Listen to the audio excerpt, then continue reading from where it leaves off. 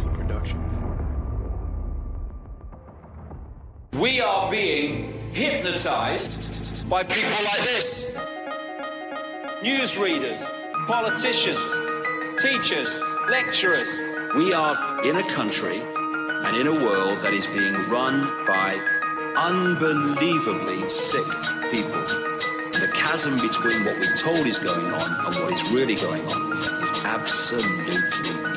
Oh yeah, dude. There's some Nephilim shit. It's like we all know what's going down, but no one's saying shit what happened to the home of the brave. These motherfuckers, they controlling us now, and no one's talking about how they made us modern-day slaves. And everybody's just walking around, head in the clouds and won't awaken to a dead in the grave. But then it's too late, we need to be ready to raise up. Welcome to the end of days. Everybody is slaves, only some are aware that the government releasing poison in the air. Welcome back, ladies and gentlemen, to another episode of Nephilim Death Squad. I am David Lee Corbo, a.k.a. The Raven. That is Top Lobster, the father of disinformation. Before we get into today's guest, I would like to remind all of our live viewers that this is a 30-minute preview only. Sometime around the 30-minute mark, we'll be going live exclusively to patreon.com/Nephilim Death Squad. But you can continue watching along, enjoying an ad-free experience, and also engaging in the live chat, and you can do it for free. Sign up for a 7-day free trial and absorb as much content as you can before the billing cycle kicks in, but I bet you're going to want to stay. So go on over to patreon.com/Nephilim Death Squad at that half-hour mark and continue enjoying this show. Guys, today we are joined by Nick Bryant. Nick, for the audience members who may not be familiar with your work, let us know what it is you focus on and where they can find your work. I'm a journalist, and I've written a number of books. Probably the most popular book I've written is called The Franklin Scandal, a story of power brokers, child abuse, and betrayal. I co-authored Confessions of a DC Madam, The Politics of Sex, Lies, and Blackmail. And I also wrote a book called The Truth About Watergate, A Tale of Extraordinary Lies and Liars. And the one common denominator with those three books are political blackmail. By intelligence. And I'm amazed that very few people know this, but the DNC, the Democratic National Committee, actually was funneling its big shots to a CIA brothel where they would be filmed. And then the Franklin scandal was about a child network that was also participated in blackmail. And Confessions of a DC Madam, The Politics of Sex, Lies, and Blackmail, that kind of says it all. But I got into Epstein in 2012. I had written The Franklin Scandal, and it was published. I spent 7 years on The Franklin Scandal, and it was published in 2010. And The Franklin Scandal is about this huge child network that got covered up. It's kind of a carbon copy of the Epstein network. And I'd spent 7 years on this, and I was pretty exhausted to go as deep as I went and to spend 7 years on such a brutally dark topic was very difficult. But then Epstein started popping up on my radar. And at that point, he was just alone. And I felt like I had to go down to Florida and investigate it because something wasn't quite right about him being alone. They'd gotten away with too much. And that's when I came across his black book. And then I started calling victims. There's like 200 victims in his black book. And I started calling victims, and they were telling me about being flown around. And then at that point, I knew that Epstein was overseeing a network. And I believe I was the first journalist that was onto that reality. As I said earlier, he'd just been looked at as a lone. That time frame is hugely ahead of the curve. 2012 is when he gets on your radar, and there are those within the sort of, I guess, whistleblower community or people who are seeking the truth about these narratives who were mentioning Epstein, but far and few in between. So the fact that you were that early to it, I just want to say, Nick, it's almost a miracle that you're even sitting here talking to us. We do a fair bit of talking about political espionage and sexual blackmail operations, but we're just a couple of podcasters. We're not writing books It's certainly not our central focus, but you are writing books and it is your central focus. And you've picked a dangerous place to kind of spread your wings. I kind of want to address something that I didn't intend on addressing. I thought we were going to basically be focusing on the Epstein trial, of course I just lost the link. From your website here, you have a book on dissociative disorders in children. Is that something that happened that you were looking into prior, or is this something that you started looking into after you're, watching the Franklin scandal and Epstein stuff? I had written a lot about children's issues earlier in my career. And there were there's a number of therapists out there internationally that know that networks like the Franklin Network and the Epstein Network exist.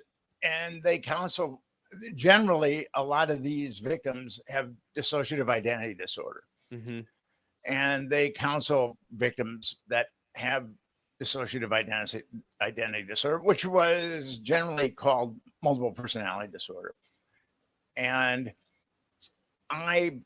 they were very impressed with the Franklin scandal because they knew about these networks, but but a book has never really been written about one with journalistic integrity. And I started talking to some of these psychiatrists, and actually they're all affiliated with the International Society for the Study of Trauma and Dissociation. And I spoke at one of their international conferences, and I also spoke at a webinar that they put on, and I contributed a chapter to a book that was edited by psychologists and psychiatrists. I've gotten to know the lay of the land pretty well when it comes to child. I've been looking into child since 2002, so I've been at about 23 years. Dark field to be in. Yeah, dangerous one. Yeah. All right. So where do you want to begin with? Were you when you're talking about Florida, are you talking about Mar-a-Lago when you start to investigate Epstein? No, I'm not talking about Mar-a-Lago. I just started I started looking at Miami and Fort Lauderdale. And at a certain point, I was able to get the Black Book. I cultivated a relationship with an attorney who had represented a number of the victims. And then he ultimately gave me the Black Book. And I also had flight logs too. I didn't get flight logs that time, but I later got flight logs. So I was the guy that put the Black Book on the internet in 2015. And I also put flight logs on the internet in 2015. And I came back to New York City with all that stuff in 2012. And I reached out to publishers and magazine editors and I said, I've got Epstein's Black Book. I mean, we can do something with this. And no one wanted to touch it. Nobody. It took me 3 years before a platform was willing to publish it, and that was Gawker. And I published both the Black Book and then flight logs on Gawker, wrote some articles about them. And that's how it got disseminated to the world. But what's I find fascinating is once the Black Book had been published, every publication, I mean, the floodgates opened and every publication imaginable started writing about the Black Book. And only two credited me with actually ushering the Black Book into public consciousness. The rest didn't really want to trifle with me at all. And I think that that's because of the Franklin scandal. When I was pitching the Franklin scandal in 2002, 2003, this was long before Epstein. And I was telling these editors, this is a network that was flying kids from coast to coast, and it was covered up, immaculately covered up by the feds and also by the state. And that was a message they didn't want to hear. And when I would meet with editors, some of them would just come out and say libel, libel, libel, libel. And then I knew that that was kind of a dead end. But then there were a couple of editors I met with, and I could see the wheels going around. And then I could see the cognitive dissonance occurring where they were thinking, this is a horrible story. and I need to help Nick Bryant expose this, or I can just write Nick Bryant off as crazy and I can have a nice dinner with my family tonight. And I was surprised because I had a lot of, I've lived in Manhattan for many years, and I've been a writer here, journalist for many years. And I was very, I knew that most of my friends and colleagues would be spineless, but I didn't think all of them would be spineless. That's what kind of took me by surprise, that all of them were spineless. Do you think that spinelessness enabled what we now see all these years later? It's over a decade later. It's almost 15 years later. We're still turning the wheels on this. It's got to be frustrating to a degree from your point of view, Nick, to be watching this and then to see, like, let's say the phase 1 of the Epstein files get released. And I'm not as well versed in it as other researchers are, but from where I'm standing, it looks very much like, I don't know, it confirmed the flight logs, but we've had those flight logs for quite a while. Some of them I even wonder or suspect came from you. Some of them did indeed come from me. Right. So from where you're sitting, is it at all frustrating to watch the slow roll of this? I mean, it's in the public eye in such a big way, and we're still not getting answers. Well, what we have is when you cover up a crime, you're aiding and abetting that crime. So what we have is the federal government aiding and abetting child. And that's a horrible message. That's not a message that people really want to embrace, that the federal government, but that is in fact the case.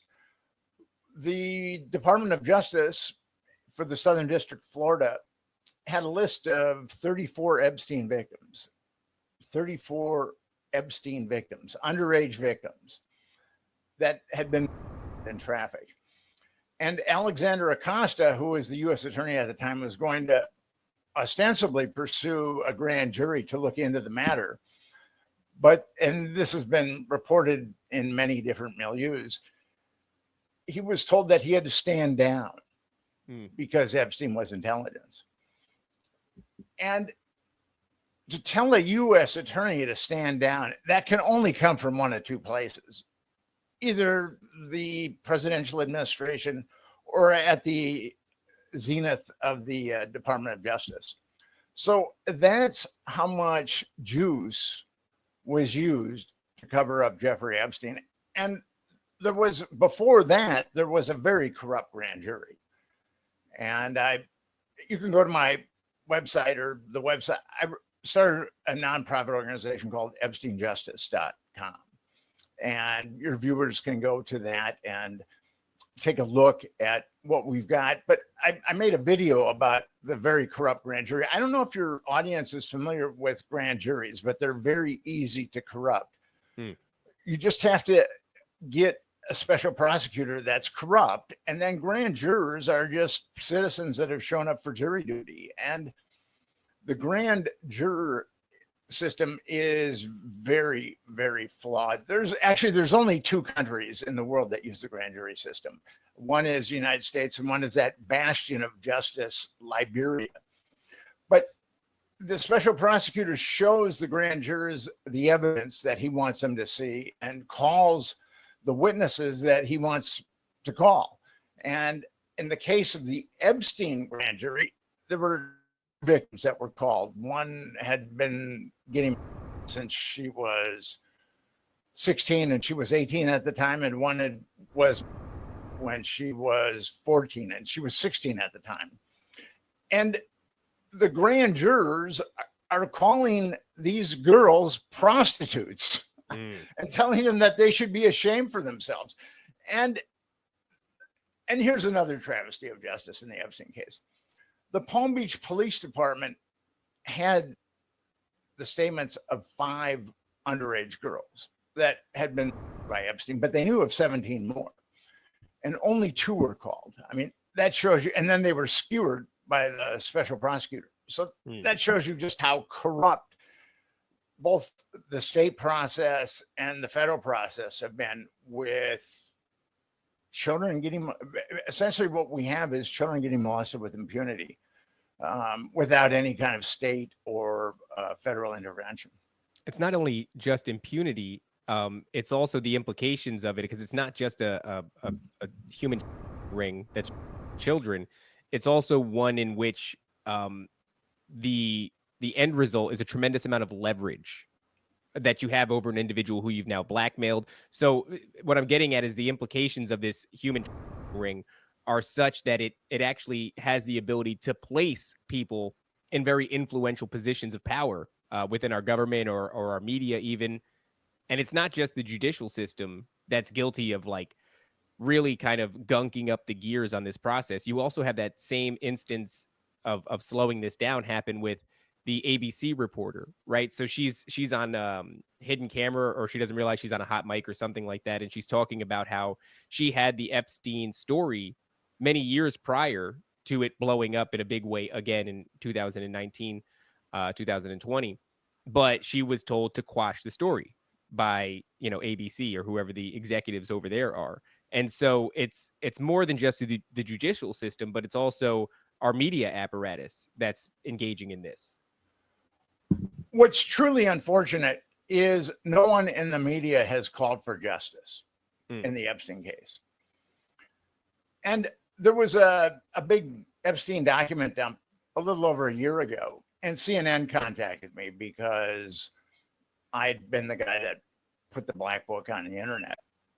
And they wanted to get my feedback on the document cache that was getting released. And I was texting with the producer throughout the day, and I was about to go on. And then I said to him, as long as we're talking about Epstein, I'd really like to talk about this nonprofit organization that I started, Epstein Justice. And then about 10 minutes later, I get a text, Nick, we're going in another direction. So I have got that other direction text a few times. And unfortunately, I'm used to it, but it just shows you how out of balance the judiciary and the media are. The media should be at least a watchdog over the judiciary, but we're not seeing that at all in the Epstein case.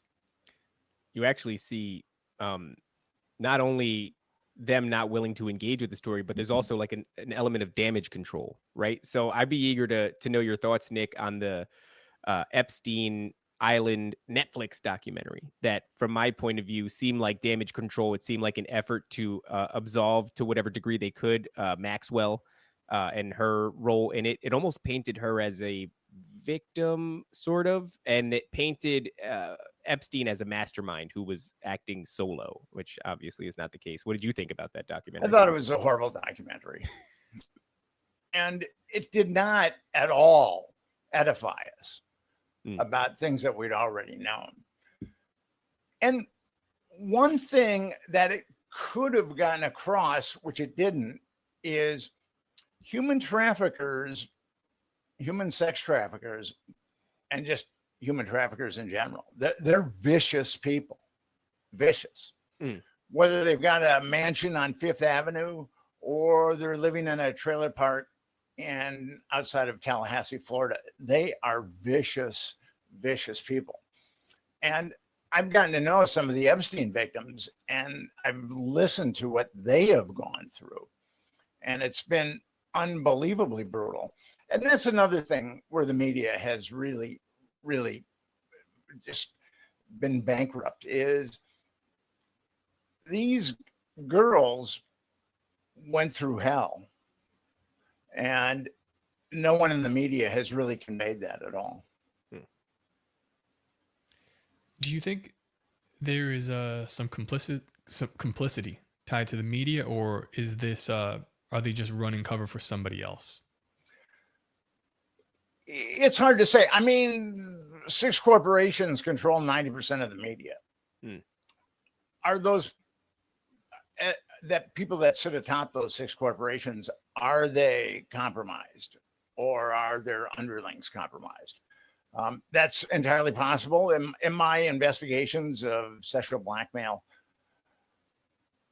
various people in the media have come up.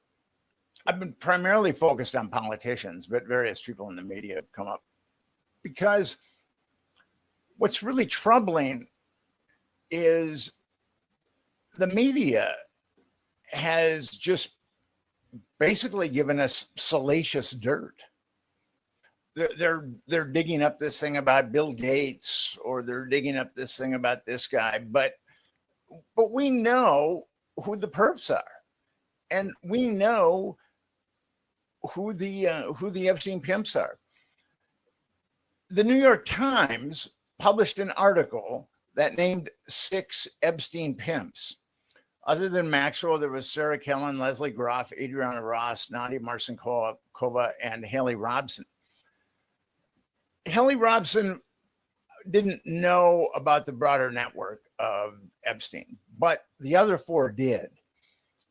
And if we could start getting justice tomorrow.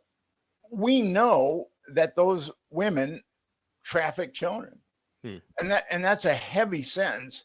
In the federal judiciary, children is 15 to life. So if they were indicted on multiple counts of child, which they absolutely should be and could be, they would start rolling over on the perps. It's really that simple. And we could start this process tomorrow. We could start getting people indicted tomorrow if we wanted to. We have the information. Part of that documentary, that Netflix documentary, what I thought they missed the mark on so badly was sort of who is the victim in this situation. And what they focused on were girls that were like, 16, 17 years old. And many people who are familiar with the Epstein case are suspecting that it goes into a much darker place than that. But, that was part of what Netflix was willing to show you, is like something horrifying, but something that certainly minimizes or reduces the situation there with that blackmail ring. In your investigations, Nick, what have you found? Is it just 15, 16, 17-year-old girls, or does it go to the place where I suppose the terminology would be conspiracy theorists think that it goes, and myself included? The media and the government have settled on 14. It's been reported that they're as young as 11 or 12 in an Australian newspaper. But because I've got a connection to the International Society for the Study of Trauma and Dissociation, a number of those therapists know that I've been working on Epstein. So I've been approached by 2 therapists, and one of them is a very eminent psychologist. A lot of people in the field of psychology would know her name. And she believes that she's been counseling an Epstein victim that was trafficked when she was under 10. And there's another therapist I know who also believes, and these are very competent therapists, who also believe that she is counseling a client or a patient that was trafficked when she was under 10 years old. And we have this information that 14 was supposedly the demarcation of the Epstein network. But with the Franklin scandal, the pimps were, well, at least one of the pimps was into pubescent boys. But if you wanted a 7-year-old or an 8-year-old, these guys are psychopaths. Do you think Jeffrey Epstein has to worry about his conscience, or Ghislaine Maxwell has to worry about her conscience? If you wanted a 7-year-old or an 8-year-old, Lawrence King would provide. He was one of the pimps in the Franklin. He would provide you with a 7-year-old or an 8-year-old. And I do believe these therapists have enough information from their clients to believe that they had been trafficked by Epstein when they were under 10 years old. Terrible, man.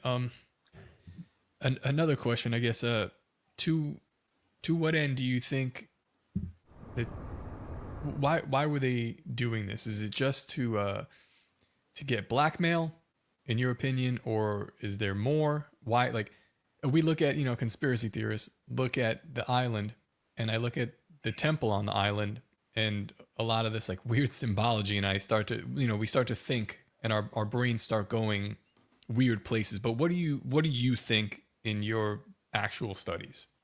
Well, I mean, you've got the, excuse me, you've got the temple with a Moloch there, which is the god of children. But I try not to make those leaps, but there was an owl right there on the temple, and Moloch was an owl. But for me, I just go where there's proof. I mean, I don't have proof that that's Moloch. I mean, it very well could be Moloch. And actually, I know some people that are very esteemed that believe it was Moloch, but we don't know for sure. And I've looked very deeply into Epstein. I've been looking for occult symbolism or occult practicing and practitioners, and I haven't seen that yet. And I've delved very deeply into Epstein, and I have not come across the occult. There is so at the height of the Epstein situation, right before COVID, the sentiments Epstein didn't kill himself became incredibly viral. And it was a kind of a fascinating moment because something that was obviously purposely obscured for a long time. A lot of people stood in the way of this story developing. I'm sure there's a lot of major players on the world stage who had a vested interest in it not coming to light. And nevertheless, 2019, we were all saying Epstein didn't kill himself. Shirts and hats were made. It was the meme that just kept giving. It wouldn't stop.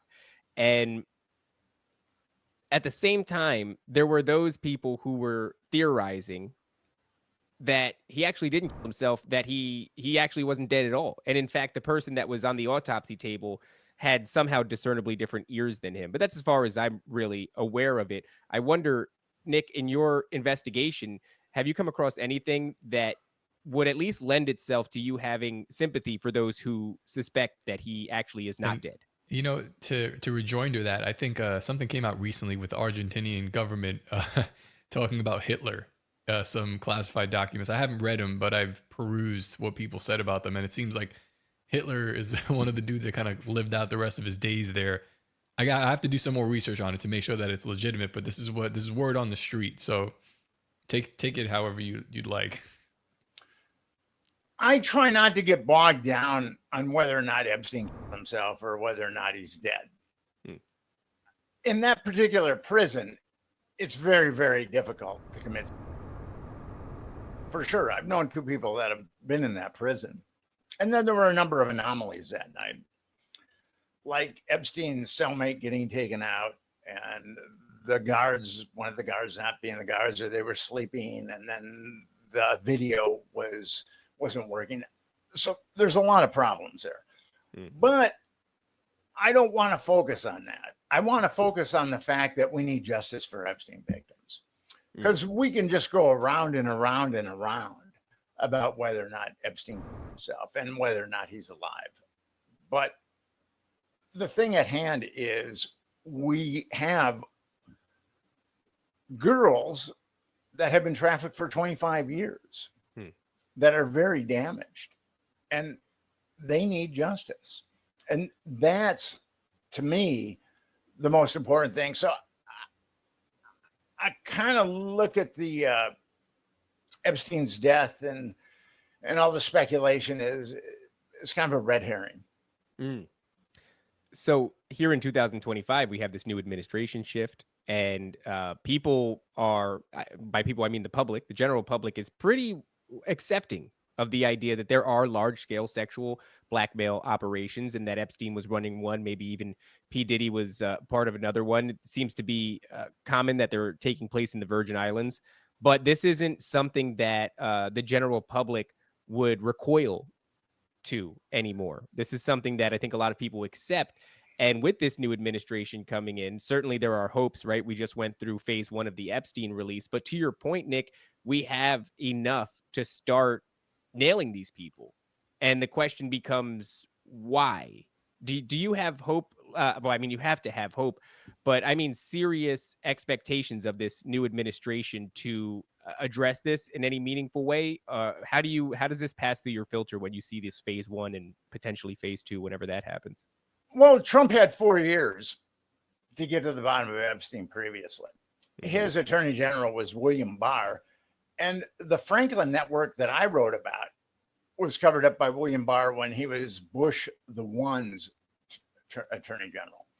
And then he becomes attorney general for Trump, and he certainly covers up the Epstein network as the attorney general there.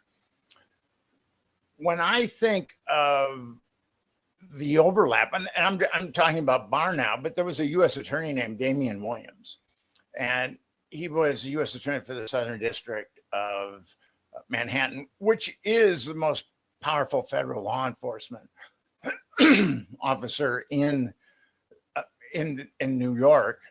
And he was the guy that oversaw Maxwell's trial. And Maxwell's trial was very carefully choreographed to make sure that the only women that were called to the stand were women that had been by just Epstein and Maxwell. So they didn't know about any of the other perpetrators.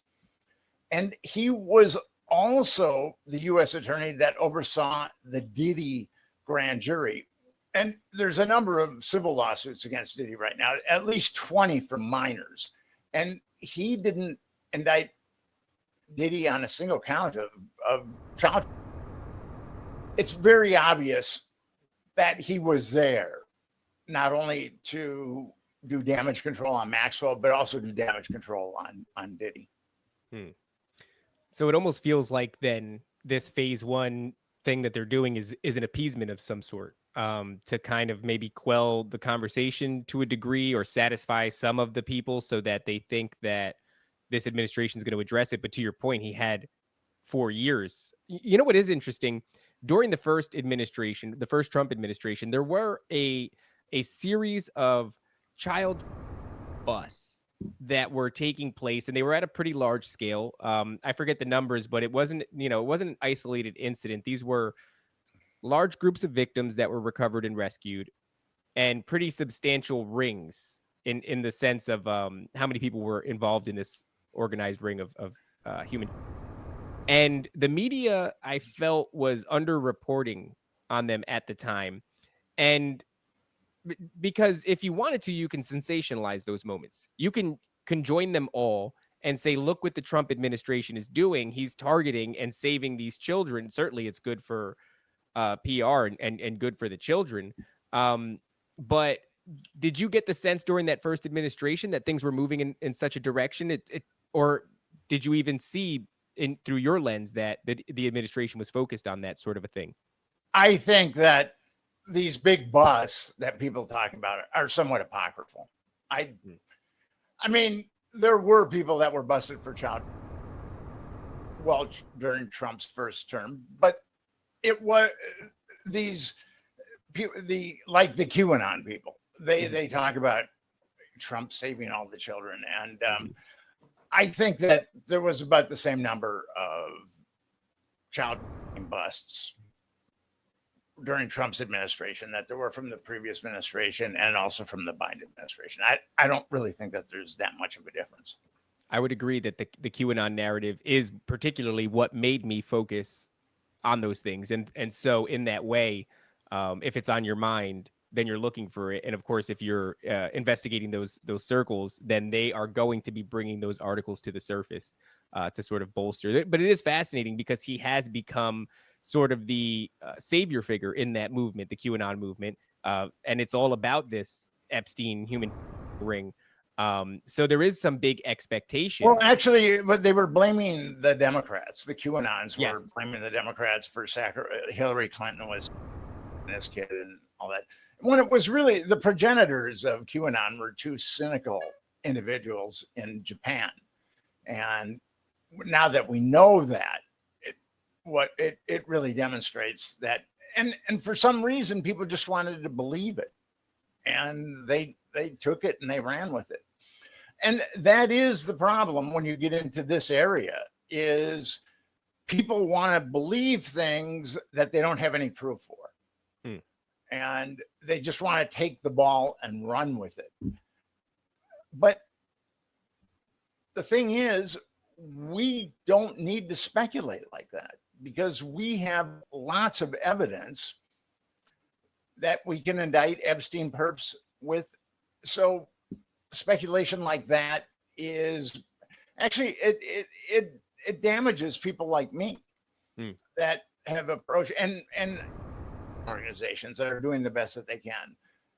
Because there was a magazine article published in the Atlantic about, it was called The Great Child Hoax or something. It was like, and they looked at Tim Ballard, the Atlantic writer looked at Tim Ballard, who was ostensibly saving children, but he's a charlatan and a hypocrite.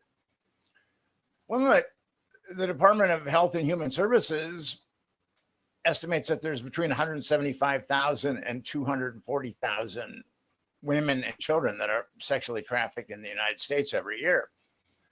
So that's a huge problem. And the Centers for Disease Control has said that approximately 50 million Americans have been as minors. So we have a huge problem on our hands. We don't need speculation about Hillary Clinton. I mean, we've got a huge problem that is a real problem that we have to deal with. And by the way, I'm not a Republican and I'm not a Democrat. Once I started getting into this realm, I kind of relinquished any kind of, I relinquished any kind of, what's the word I want to say? Political ideology. Well, yeah, I relinquish. Yeah, we could go with that. When you get old like me, your brain freezes a little bit sometimes. It's already happening to me, so I don't know what my excuse is. But when you get into blackmail, so I got to one of the blackmail photographers, and it was when I was first trying to wrap my head around this story, and he was an unctuous individual, but I got a lot of information from him, and he said, when you're compromised, it's like you're on a yacht, and it's a beautiful yacht and it's a beautiful day, and you can have anything that you want on this yacht. But if you decide to get off the yacht, the people on the yacht are going to make sure that you drown. So once you're compromised, either you're going to have a good time on the yacht or you're going to drown. And that's, once someone is in that position, it's really, there's nothing to contemplate. How damning should we be interpreting the flight logs? Like, so I went through the flight logs recently, and I'm not somebody who's ever worked in airspace at all, so it's almost a little bit confusing. But and there's a lot of almost mundanity to it if you're going through it, and I don't know what I'm looking for, so I'm looking for maybe last names, first initials that seem familiar, or something like that. And we get things like the idea that Bill Clinton was one of the most prolific attendees on the Lolita Express. But is it enough to be on that plane to associate you with this entire situation? There were a lot of perps on that plane. And I'm sure that there were some innocent people on that plane. It all depends upon what the milieu was or what the venue was. There was a woman that I know who actually, when Clinton was in South Africa with Epstein, talking about how the Clinton Foundation was this wonderful thing. And Epstein met a young woman, she was like 20 years old. And Epstein said to her, I can make you a model. You should come back to New York, and I've got an apartment you can stay in. And the woman thought, well, since Epstein was with Clinton, this has to be on the up and up. So she flew to New York City, and Epstein had that apartment building on 66th Street. And as she was unpacking, Sarah Kellen, one of the pimps who I've previously named, said to her, you don't have to unpack. We're going to the island. And we've got plenty of clothes that you can wear on the island. So here's this young woman who's fragile, who's gone to New York City and thinks that she's going to become a model. And because Jeff Epstein was with Bill Clinton, thinks that it's on the up and up. And then when she's 30,000 miles up, Epstein has one of the girls perform on him. So what is she to do? I mean, she's got no way out, and she's going to go to an island. I mean, so there's a lot of that in the Epstein case, where Epstein was cavorting with very well-known people, and because they were so well-known and somewhat respected, I guess Bill Clinton, well, I don't know if he's somewhat respected, but anyway, he was the president of the United States of America. He plays the saxophone really well. So, and I mean, yeah, he's a good saxophone player too. So it's difficult to know. I mean, I can look at the flight logs and I know that there's perpetrators on those flight logs. I can look at the Black Book and I know that there's perpetrators on the Black Book. Virginia Giuffre, who's had some difficulties lately, sued Ghislaine Maxwell for defamation of character. And she sued Giuffre back, and she named a number of the people that had her. And they're all in the Black Book, or most of them are in the Black Book. We have corroboration, and the Epstein Victims Compensation Fund, or Epstein Victims Compensation Program, is really bad news, really bad news. It's overseen by David Boies, super lawyer David Boies, who brought in Stan Pottinger, who's a very unctuous character. He was an assistant attorney general. I call him the Forrest Gump of cover-ups. If you needed a cover-up, call on Stan Pottinger. And then he was eventually busted for trying to sell arms to Iran. And Rudolph Giuliani was the prosecutor, and Rudolph Giuliani lost the tapes that incriminated him. So Stan just skipped away. And so that's the person that David Boies brought in to help litigate these cases. And that Epstein Victims Compensation Program, what that's about is no depositions, no discovery. When women get a settlement from that program, that's it. They sign an NDA and they can't go after any of their other perpetrators. And that's really horrible, because that's how victims heal, is by talking about it. Right. And that shows that the cover-up is still going on, but it's not going on with the government. It's going on with these attorneys.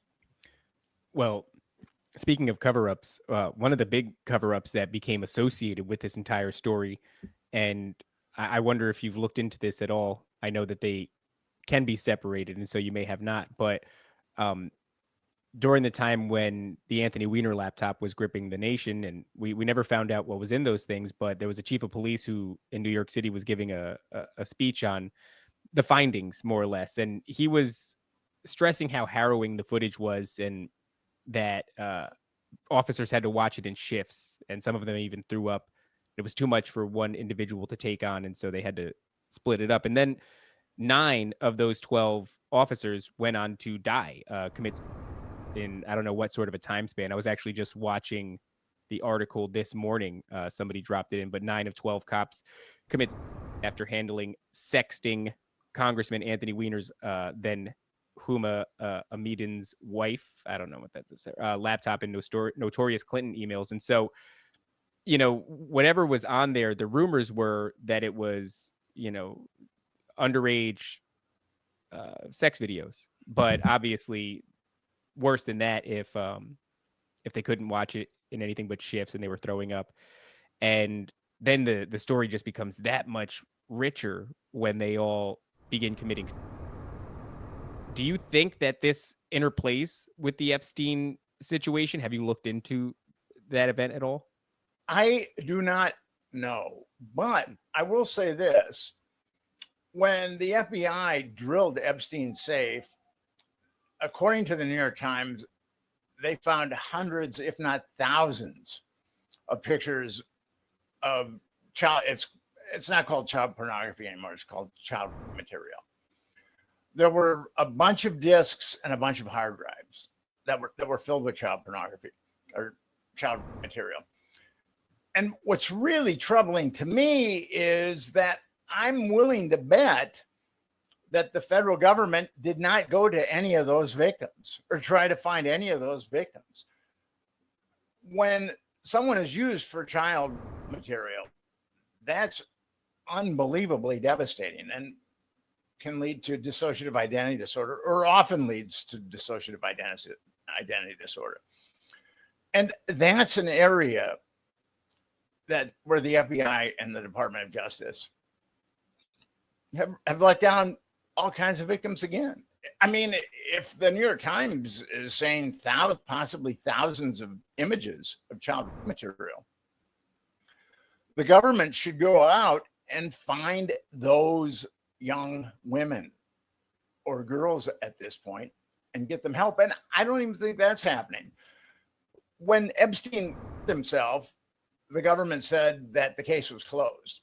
And so I didn't FOIA for the discs, but I FOIA'd for the reports on the discs. And I was given an explanation that the investigation is ongoing.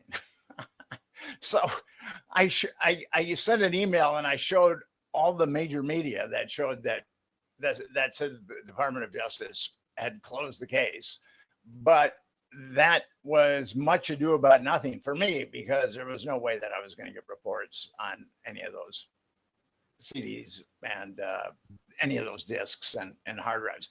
But that just shows you, again, how unlawful the government has been in this area. Is they're not going after perpetrators. They should at least go after these young women now who were used for child material. It's beyond abhorrent and odious.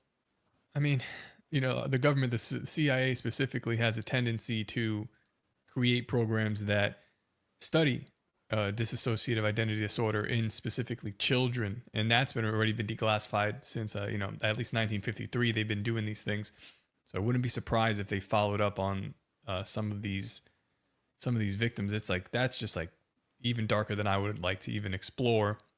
Well, we're coming up on, I know we only have Nick for an hour, and sometimes I think in this conversation of Epstein, we often focus on like these details that get rehashed and are highly speculative. But I'd like to take the last few minutes of this, if we could, Nick, to talk about these victims who are out there, who are speaking up. Who are they? What are they saying? And how do people go about supporting them? Because right now, those are the most important voices when it comes to this topic. And many of us are just, on online forums having these conversations and speculating. Meanwhile, there are victims who are out, who are speaking. And so who are these women, and how do people find them and support them and hear their work?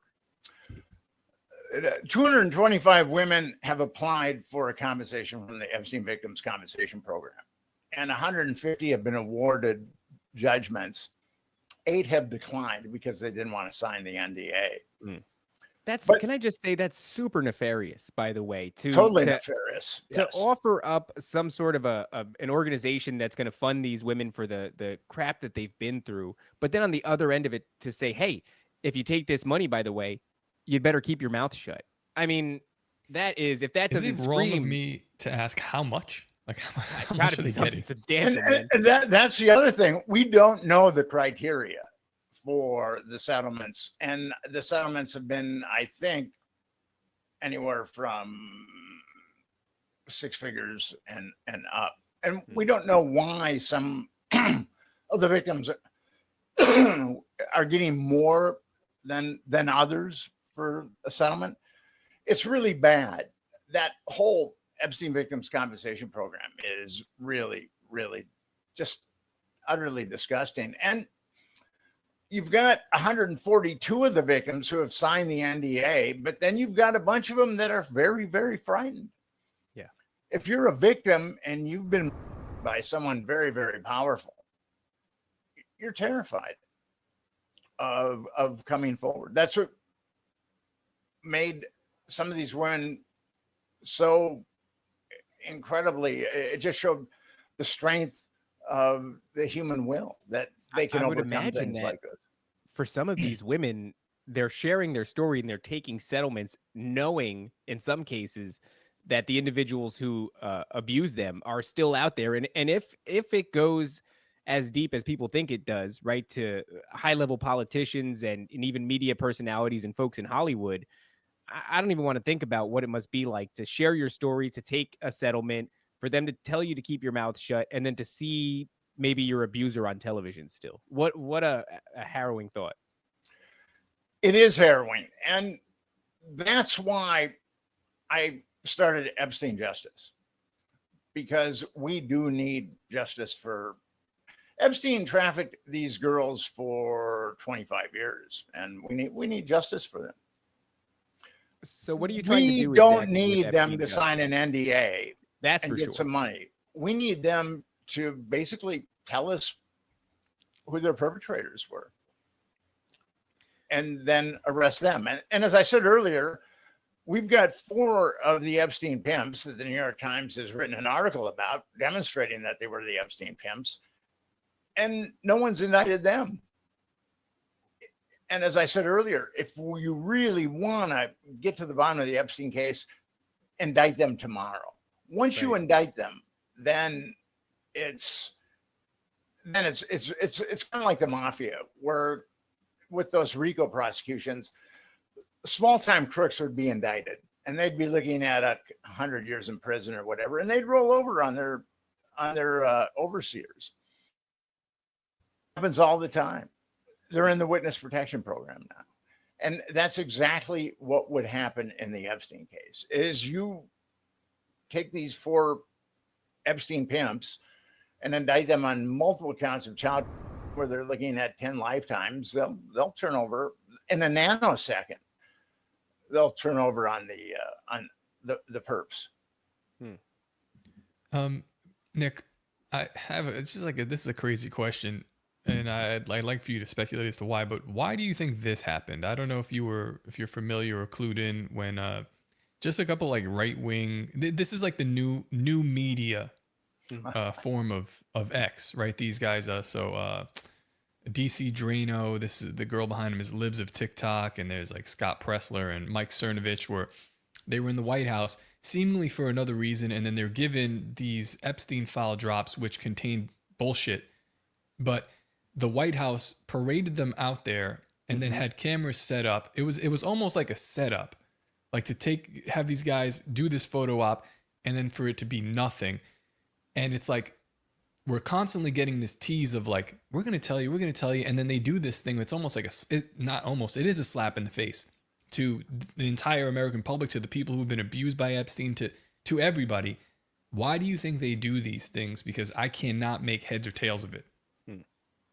Pam Bondi said on national television that she was going to release the Epstein files or Epstein list or whatever you want to call it. And they released a nothing sandwich.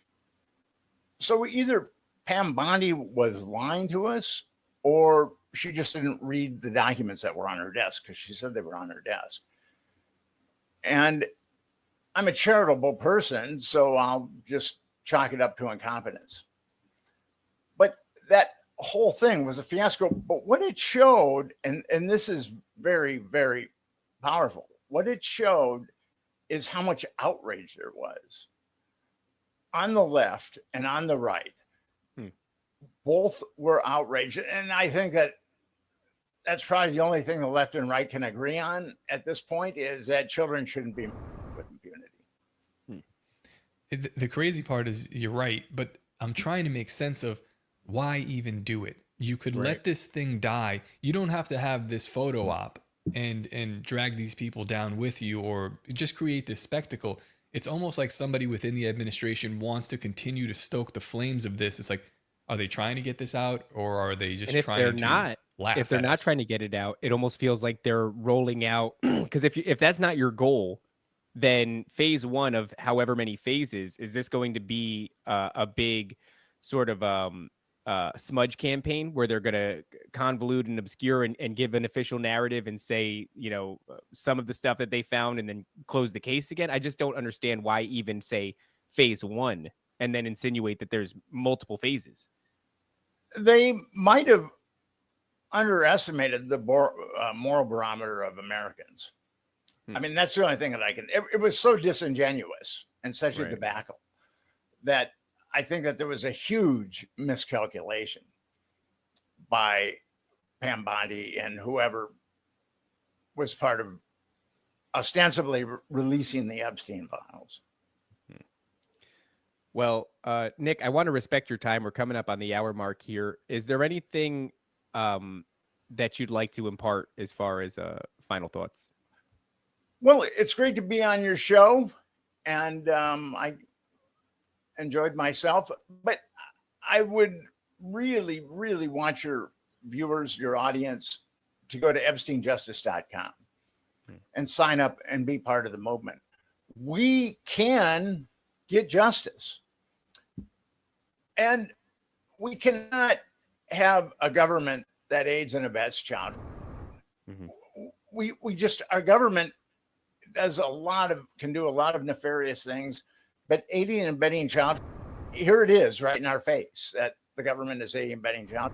We, as Americans, we really need to do something about that. We know that something is seriously wrong with our government, and this is a major indication that it is. Well, justice for the victims of Epstein and operations like Epstein's is much more appealing than settlements and NDAs.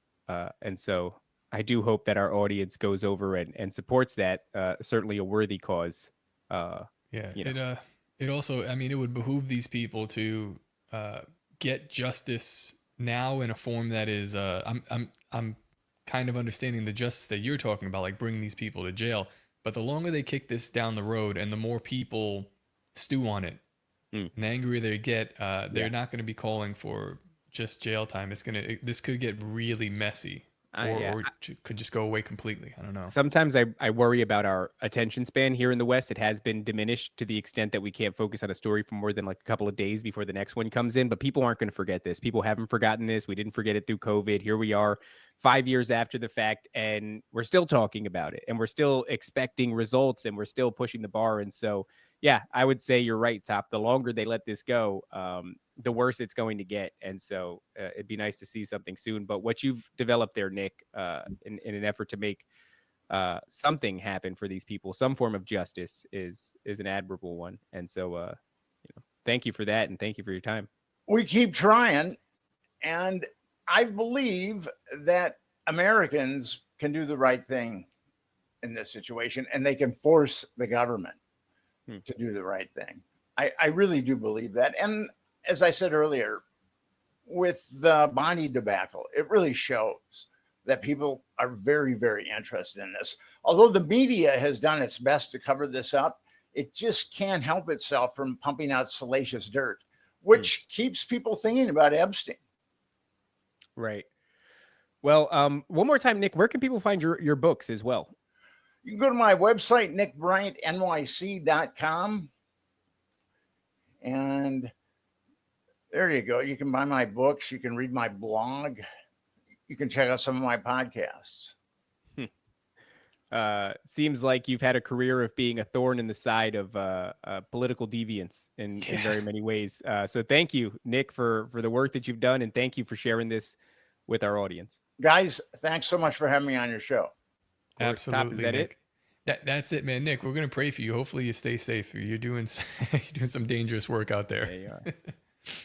All right, guys. Thank you for joining us again. And until next time, don't forget to obey, submit, and comply. We'll see you later.